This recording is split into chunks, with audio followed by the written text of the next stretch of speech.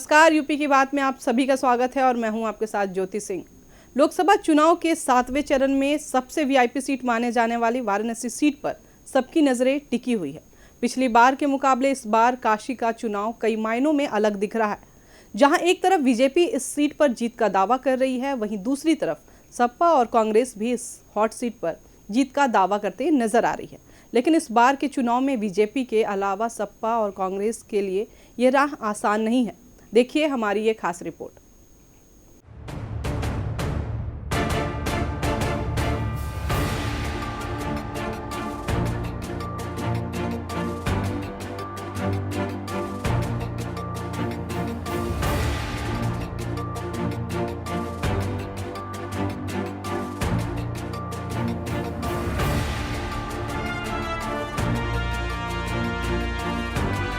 देश की सबसे वीआईपी वाराणसी लोकसभा सीट पर 7वें चरण में 1 जून को वोटिंग होगी। ये सीट इसलिए बेहद खास है क्योंकि ये प्रधानमंत्री नरेंद्र मोदी की संसदीय सीट है। पीएम मोदी पिछले 10 सालों से यहाँ सांसद हैं। पीएम मोदी ने 2014 में इस सीट से जितनी बड़ी जीत हासिल की थी, 2019 में उससे भी बड़ी जीत दर्ज की। हालांकि अभी भी बीजेपी की मुश्किल कम नहीं।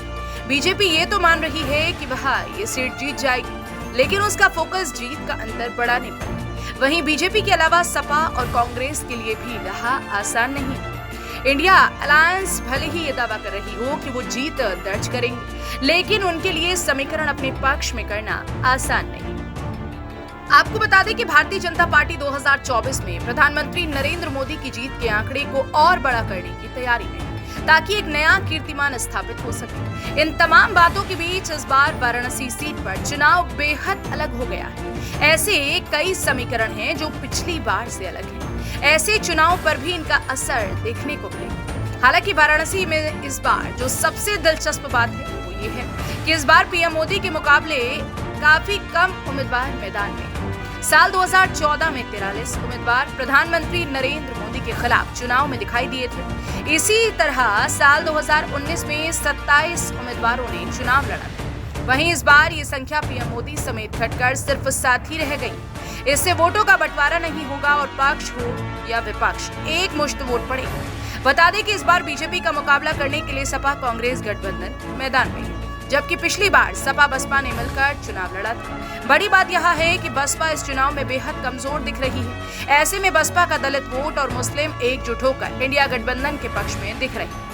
आपको बता दें कि वाराणसी में मुस्लिम आबादी भी बड़ी संख्या में रहती है। बावजूद इसके इस बार चुनाव मैदान में सिर्फ एक ही मुस्लिम उम्मीदवार है, जबकि 2014 और 2019 के चुनाव में 4 मुस्लिम प्रत्याशी खड़े हुए थे। इस बार सिर्फ बसपा से अतहर जमाल लारी मुस्लिम उम्मीदवार हैं। ऐसे में मुस्लिम वोटर बटेंगे नहीं। बता दें कि वाराणसी में काशी कॉरिडोर के लोकार्पण के बाद ये पहला चुनाव है। वहीं हाल ही में राम मंदिर में भी प्राण प्रतिष्ठा समारोह संपन्न हुआ है। जाहिर है कि इसका असर भी दिखाई देगा। वहीं बीजेपी ने चुनाव से पहले काशी में इतना बड़ा नारी वंदन कार्यक्रम, जिसमें पीएम मोदी भी शामिल हुए थे। आदि आबादी के लिए इतना बड़ा कार्यक्रम किसी और पार्टी ने नहीं किया, तो हो सकता है कि इसका भी असर चुनाव में देखने को मिले।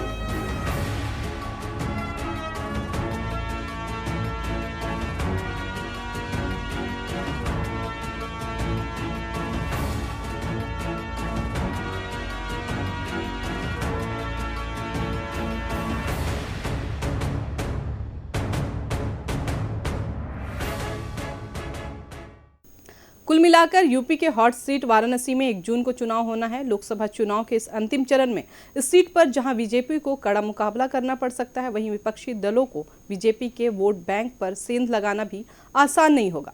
फिलहाल देखना ये दिलचस्प होगा कि जनता इस बार अपना भरोसा किस पर जताती है।